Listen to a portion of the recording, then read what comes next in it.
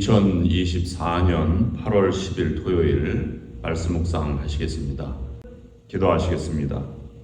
하나님 아버지, 지난 한 주일 동안을 과거로 돌려보내고 오늘 토요일이 아침에 저희들이 주님 앞에 나와 머리를 조아려 말씀을 묵상하게 하심을 감사드립니다. 한 주일 동안도 많은 무더위 가운데 저희들 건강을 지켜주시고 가정과 기업을 지켜주신 것을 감사를 드립니다. 하나님, 저희들은 약하고 연약하고 무디어서 하나님께 가까이 나아갈 수 없지만 하나님께서 저희를 긍휼히 여겨주셔서 그리스도를 보내주시고 또 우리를 대속하기 위해서 십자가에서 피 흘리심으로 우리의 구원의 은혜를 베풀어 주신 것을 감사를 드립니다. 그 은혜를 의지하여 주님의 보좌 앞에 담대히 나아갈 담력을 허락하여 주심도 감사드립니다. 우리들 마음속에 내주하셔서 주님 앞에 가까이 나갈 때마다 저희들을 받아주시고 하나님의 영이 떠나지 않도록 저희들을 언제나 붙들어 주시옵소서. 오늘도 말씀 가운데 함께하여 주시는 저희들에게 은혜의 보좌로 나아가는 귀한 아침이 될 수 있도록 축복하여 주시기를 간절히 빌고 원하오며 예수 그리스도의 이름으로 기도드립니다. 아멘. 오늘 말씀은 에스겔서 41장 1절부터 26절 말씀입니다. 묵상 주제는 은혜의 자리로 나아가라입니다.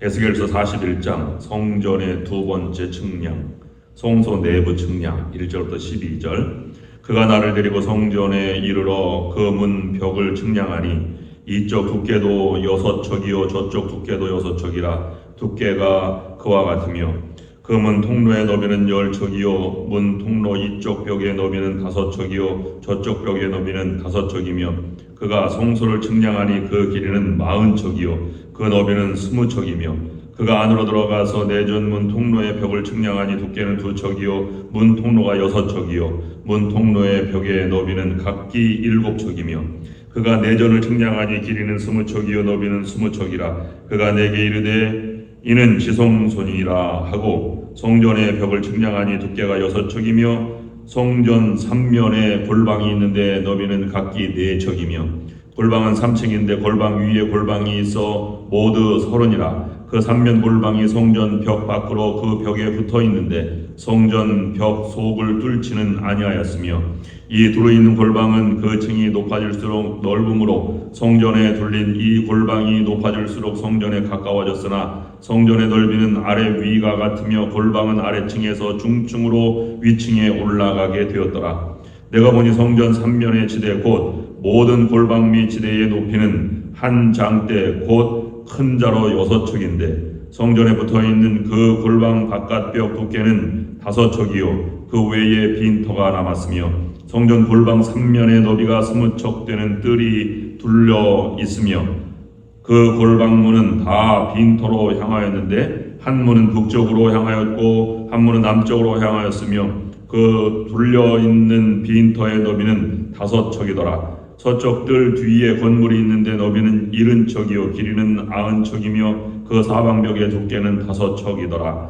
성소 외부 구역 측량 13절부터 15절. 그가 성전을 측량하니 길이는 100척이요 또 서쪽 뜰과 그 건물과 그 벽을 합하여 길이는 100척이요 성전 앞면의 너비는 100척이요 그 앞 동쪽을 향한 뜰의 너비도 그러하며 그가 깃뜰 넘어 있는 건물을 측량하니 그 좌우편 회랑까지 100척이더라. 내전과 외전과 그 뜰의 현관과 성소 내부 장식 16절부터 26절. 문 통로벽과 닫힌 창과 3면에 둘려있는 회랑은 문 통로 안쪽에서부터 땅에서 창까지 널판 자로 가였고 창은 이미 닫혔더라. 문 통로 위와 내전과 외전의 사방벽도 다 그러하니 곧 측량한 크기대로며 널판 자에는 그룹들과 종려나무를 새겼는데 두 그룹 사이에 종려나무 한 그루가 있으며 각 그룹에 두 얼굴이 있으니 하나는 사람의 얼굴이라. 이쪽 종려나무를 향하였고 하나는 어린 사자의 얼굴이라. 저쪽 종려나무를 향하였으며 온 성전 사방이 다 그러하여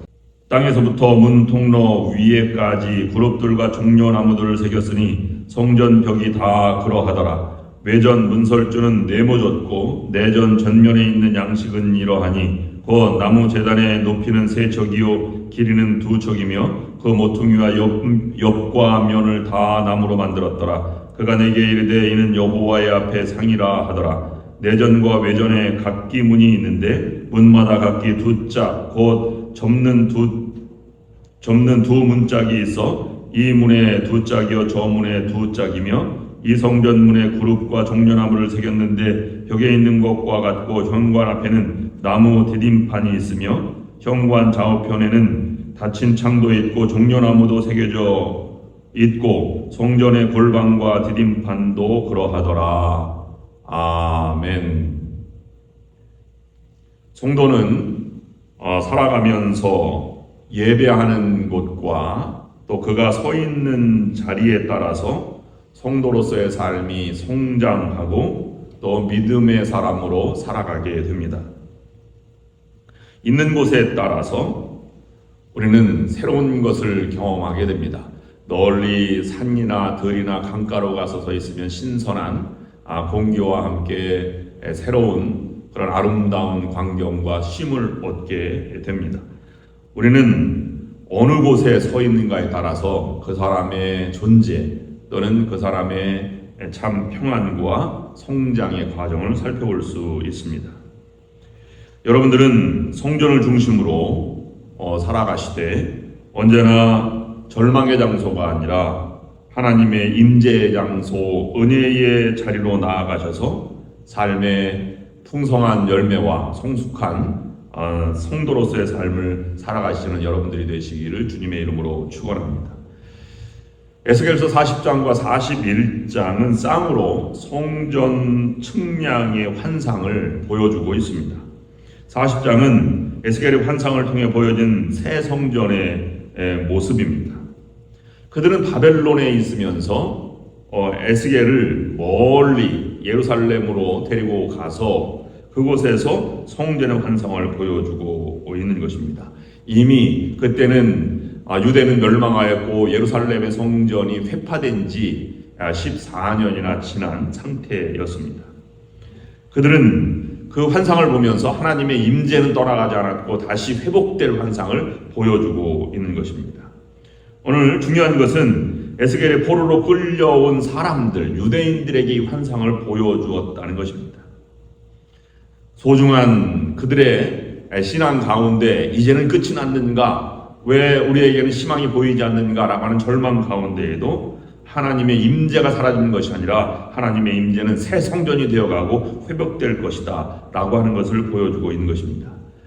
오늘 놋같이 빛난 사람의 인도를 따라서 본문 41장에는 성전 안뜰을 지나 성전 본체로 들어가는 환상을 보여주고 있는 것입니다. 에스겔이 성소로 들어갔다고 하는 것은 에스겔 출신이 제사장의 출신입니다.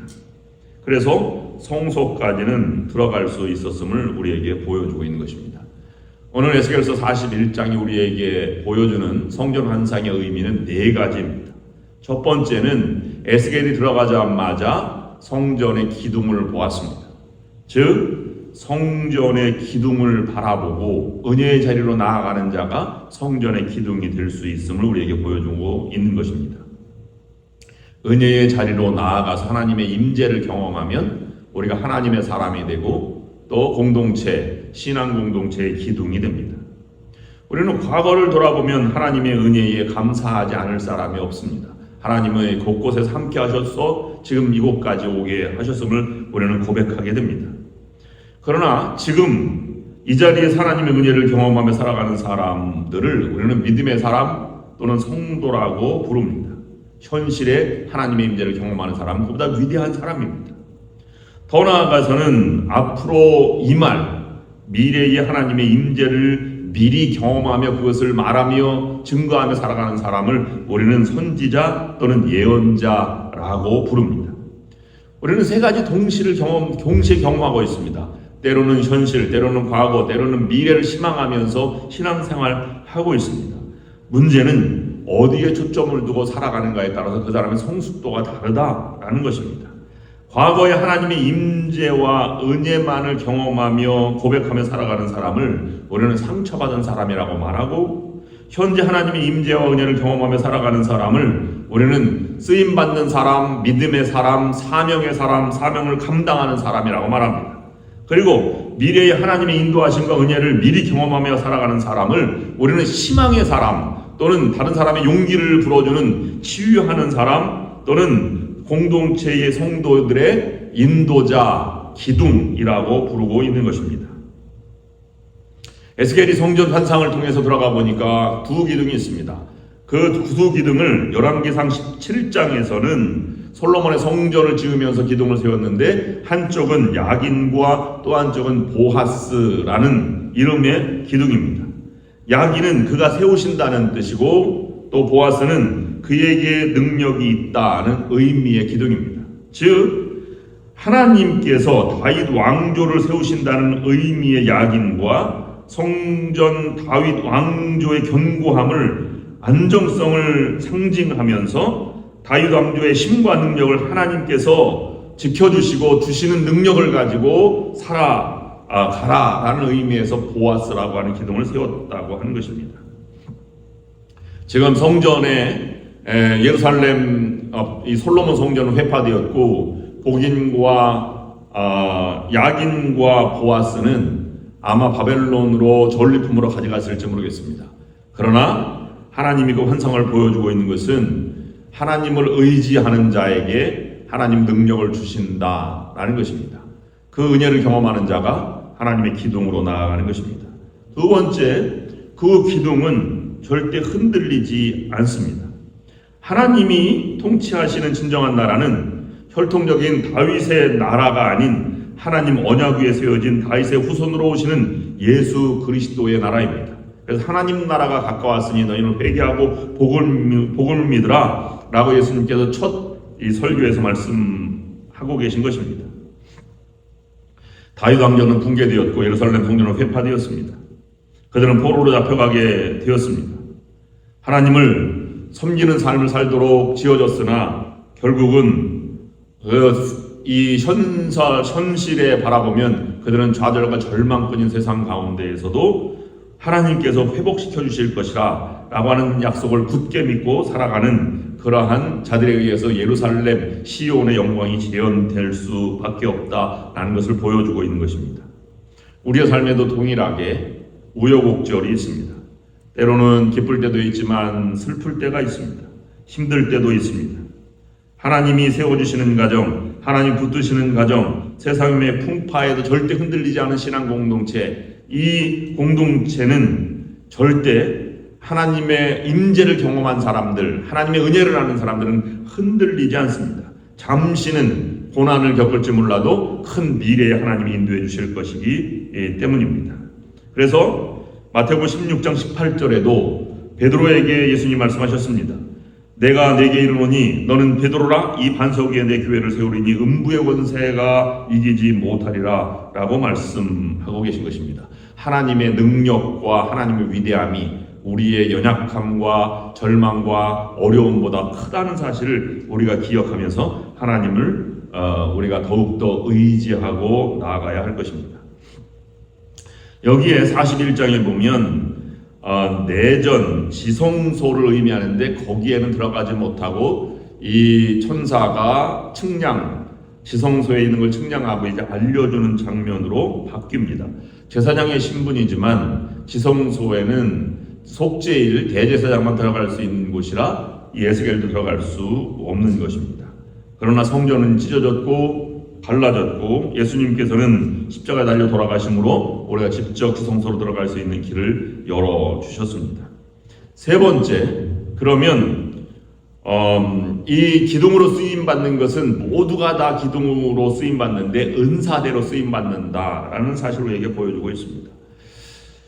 성소로 들어가서 골방으로 들어갔는데 골방은 3층으로 되어 있고 거기에는 많은 골방들이 있습니다. 모두 30개의 골방들이 세 곳으로 나눠져 있어서 90개의 골방이 구성되어 있었습니다. 그 골방의 크기는 각각 다르다라고 하였습니다. 그 모든 것은 성전, 지성소로 향하였다라고 말합니다. 골방의 크기가 달랐다는 것은 성도들의 능력과 위치, 은사, 쓰임이 다르다는 것을 우리에게 보여주고 있습니다.